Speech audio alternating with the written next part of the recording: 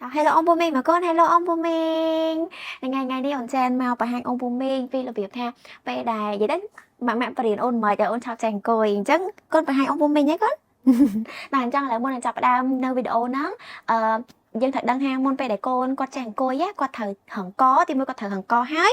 con trai cả lập sần là ngày chắc bơ sầm mẹp này để con trong đăng hang vị thi sống tàu vị thi vừa thò mi tham thơ mấy ai con chập hẳn có hay thơ mấy ôn chập trai cả lập anh chăng chà mà anh mới cho mình đừng video cha phi khẳng lơ ba nhầm nhông đại cho mình đừng link nơi khẳng lơ ai ông Booming cho mời chăng á nè tại bà sân dụ cho con trai cả lập sẽ con bảy mơ video nó gọi ra đây đây tê còn đăng hang to tại con trai cả lập tao con ai chập đam hiển cối bàn hay chỉ tôi tới bờ xô thaอายุម៉ានគាត់គួរតែចាប់ផ្ដើមរៀនអង្គុយតាមធម្មតាក្មេងអាយុ6ខែគឺគាត់អាចអង្គុយបានហើយប៉ុន្តែវាអាស្រ័យទៅតាមជាក់ស្ដែងដែរអាចនឹងលឿនជាងហ្នឹងឬមួយក៏យូរជាងហ្នឹងអញ្ចឹងណាអញ្ចឹងពេលខ្លះបើឧទាហរណ៍ថាដូចកូនខ្ញុំអញ្ចឹងគឺគាត់កលាប់លឿនអញ្ចឹងណាគេគាត់ហងកលឿនអញ្ចឹងយើងអាចចាប់ផ្ដើមបរៀនគាត់បានហើយយើងមើលតាមជាក់ស្ដែងអញ្ចឹងណាយើងមើលតាមសមត្ថភាពរបស់គាត់ជាក់ស្ដែងដែរតែបើពេលខ្លះកូនយើងអាចនិយាយបានថាគាត់ដល់អាយុហ្នឹងហើយគាត់អត់តន់ចេះអង្គុយទៀតយើងអាចសាក់លបងបរៀនគាត់តាមវិធីដែលខ្ញុំនឹងបង្ហាញនេះបានចឹងសម្រាប់ការដែលបរៀនឲ្យគាត់អង្គុយហ្នឹងគឺយើងត្រូវការរបស់ពីរយ៉ាងដើម្បី support គាត់នៅក្នុងការបរៀនហ្នឹងទីមួយគឺកម្រាលយើងអាចក្រាលជាប្រភេទនេះកម្រាលជ័រឬមួយក៏ស្នោប៉ងអីបែបថាយើងក្រាលពីខាងក្រោមអីចឹងណាការពារគាត់តកិច្ចក្បាលដូចថាផ្កាប់មុខដាច់ថ្ងៃអញ្ចឹងហ្នឹងហើយគាត់តែការពារអញ្ចឹងឯងតែដូចថាបើខ្ញុំបរៀនកូននៅលើពុកអីចេះអាហ្នឹងយើងបាច់មានកម្រាលហ្នឹងក៏បានដែរព្រោះវាតន់ស្រាប់ហើយអញ្ចឹងយើងគ្រាន់តែដើម្បីការពារសុវត្ថិភាពការបោកក្បាលរបស់គាត់ទេហ្នឹងហើយទី2គឺយើងត្រូវមានជាមួយនឹងថយហ្នឹងហើយ favorite toy ណាមួយដែលអូនស្រឡាញ់ឬក៏ពេលខ្លះមិនបាច់ជារបស់លេងហ្នឹងឯងជារបស់អីក៏ដែរឲ្យតែកូនយើងស្រឡាញ់ទៅថាដូចខែសិតសក់ដូចកូនខ្ញុំឯងចូលចិត្តតែខែសិតសក់តែលេមិនសិនតែចាក់អីចឹងឲ្យតែយើងដឹងថារបស់ហ្នឹងគឺកូនយើងឃើញហើយចង់បានហ្មងអាហ្នឹងគឺយើងអាចយកមកបរៀនគាត់បានហើយតិចទៀតចាំខ្ញុំប្រាប់អ្នកទាំងអស់គ្នាថាហេតុអីបានយើងត្រូវការទាំងអស់ហ្នឹងយកមកបរៀនគាត់អង្គុយហើយការដែលយើងបរៀនឲ្យគាត់អង្គុយហ្នឹងគឺវាមានពីរដំណាក់កាលរបៀបដែលគាត់អង្គុយហ្នឹងទី1ដំណាក់កាលដំបូងគឺយើងគ្រាន់តែលើកគាត់ឲ្យមកអង្គុយចឹងធ្វើម៉េចយើងចង់ឲ្យគាត់អង្គុយនឹងចឹងណាហ្នឹងហើយប៉ុន្តែដំណាក់កាលទី2គឺយើងចង់បរៀនធ្វើម៉េចឲ្យគាត់ហ្នឹងចេះងើបអង្គុយបានដោយខ្លួនឯងពីដំបូងគាត់គ្រាន់តែចេះបានតែត្រឹមកន្លាប់ទេត្រូវទេហ្នឹងហើយអញ្ចឹងសម្រាប់ដំណាក់កាលទី1សម្រាប់ដំណាក់កាលទី1គឺដែលយើងជួយបរៀនឲ្យគាត់ធ្វើម៉េចអង្គុយបានហ្នឹងណាគឺធម្មតាយើងលើកគាត់យកមកដាក់អង្គុយលើផ្លូវយើងអីយើងឲ្យគាត់អីចឹងយើង support គាត់ធ្វើម៉េចឲ្យសាច់ដុំចង់និយាយថាចង្កេះរបស់គាត់ឬមួយក៏ខ្នងរបស់គាត់ហ្នឹងគាត់ផឹងត្រង់ណាហ្នឹងហើយដល់ពេលយូរទៅគឺគាត់ចាប់ផ្ដើមចេះហឹងខ្លួនហើយផឹងខ្នងហើយអញ្ចឹងគាត់រៀងត្រង់ខ្លួនហើយវិធីមួយទៀតយើងអាចប្រើជាប្រភេទថយមួយចំនួនដែលអាចជួយ support អូននៅក្នុងការឲ្យគាត់តោងអង្គុយបានណាអធិស្ឋានមែនតើនេះលោឡាដល់ហើយតោះអញ្ចឹងថយមួយចំនួនអស់ហ្នឹងគឺខ្ញុំអត់បានបង្ហាញក្នុងនេះទេប៉ុន្តែខ្ញុំដាក់រូបឲ្យមើលយើងនិយាយទៅយើងអាចលេងថយហ្នឹងធ្វើឲ្យកូនហ្នឹងគឺគាត់តោងហើយគឺគាត់ប្រឹងតោងអង្គុយបានដោយខ្លួនឯងគាត់មិនជាប់ទៅចង់ទៅឆទេបងប្អូនមើលជាក់ស្ដែងមួយដូចចៃអញ្ចឹងណាដូចក្តាមអញ្ចឹងអញ្ចឹងចង់បានម៉ាយចង់បានម៉ាយឲ្យដឹងថានៅក្នុងកៅអៅហ្នឹងហើយអញ្ចឹងខ្ញុំនិយាយតទៀតរៀងលោតប្លង់តិចគេព្រោះឃើញសុបាយចិត្តខ្លាំងតោះឡើងអត់ចង់បានតោះឥឡូវខ្ញុំនិយាយតទៀតអញ្ចឹងនៅពេលដែល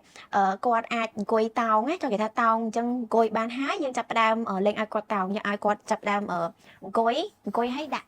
ដៃគាត់ច្រត់ធ្វើម៉េចឲ្យគាត់រៀនច្រត់អង្គុយវិញបានហ្នឹងហើយអញ្ចឹងសម្រាប់ការរៀនច្រត់អង្គុយពេលខ្លះពេលដែលយើងចាប់ផ្ដើមឲ្យកូនច្រត់អង្គុយដំបូងណាដៃរបស់គាត់ក៏អត់ទាន់និយាយទៅសាច់ដុំដៃរបស់គាត់ក៏អត់ទាន់ធររាងកាយរបស់គាត់ហ្នឹងហើយចង្កេះរបស់គាត់ក៏គាត់នៅទន់ដែរវាអត់ដូចពេលដែលគាត់តោងទេអញ្ចឹងពេលខ្លះពេលដែលធរចង់និយាយថាគាត់អោនទៅគាត់អាចនឹងទុំចង្កេះចេះ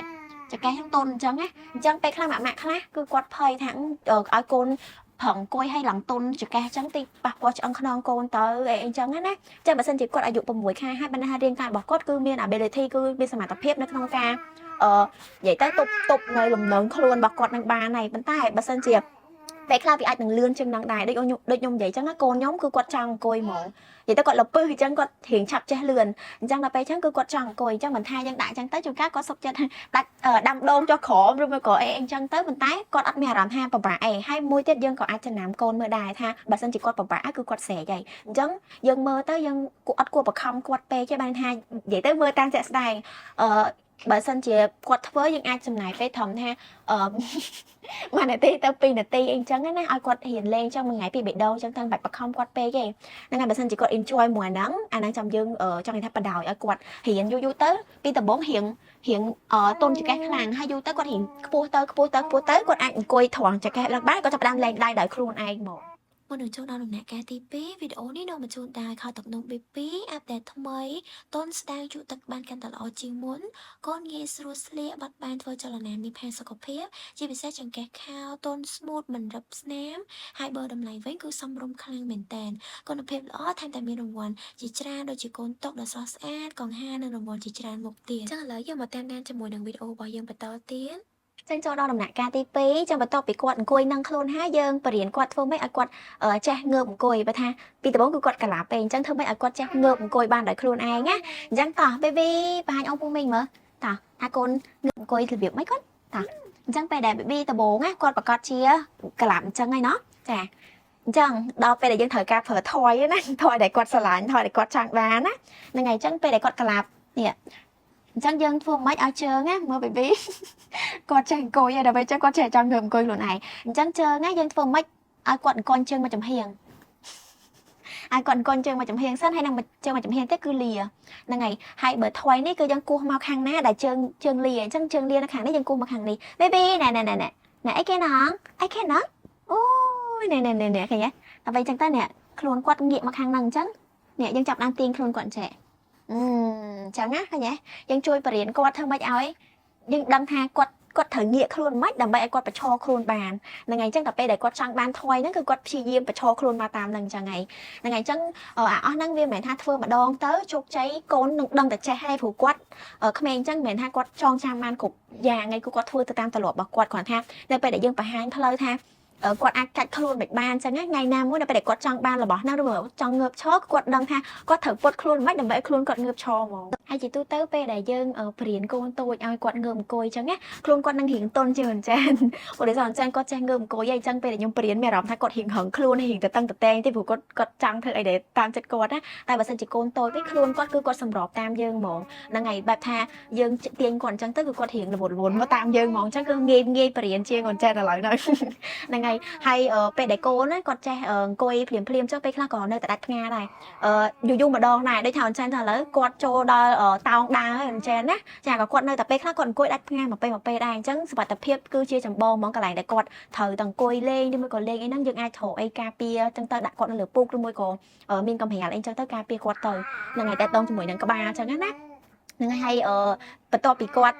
ក្មេងបន្ទាប់ពីគាត់អាចងើបអង្គុយចឹងបានដោយខ្លួនឯងហើយអង្គុយនឹងហើយសង្កថាមិនបាច់បរៀនឈរឯងគឺគាត់ចេះតោងឈរបានដោយខ្លួនឯងហ្មងសឹងតែមិនបាច់បរៀនទេចាប៉ុន្តែគាត់ថានៅវីដេអូក្រោយខ្ញុំនឹងបង្ហាញពីរបៀបថាធ្វើម៉េចឲ្យអូនរៀនងើបឈរដោយខ្លួនឯងតែអត់មានអីតោងឯងបែបថានៅកណ្ដាលវាអញ្ចឹងគឺគាត់ងើបឈរហ្មងត្រូវធ្វើមិនអញ្ចឹងណាព្រោះអីឥឡូវអញ្ចឹងក៏កំពុងតែរៀនដែរ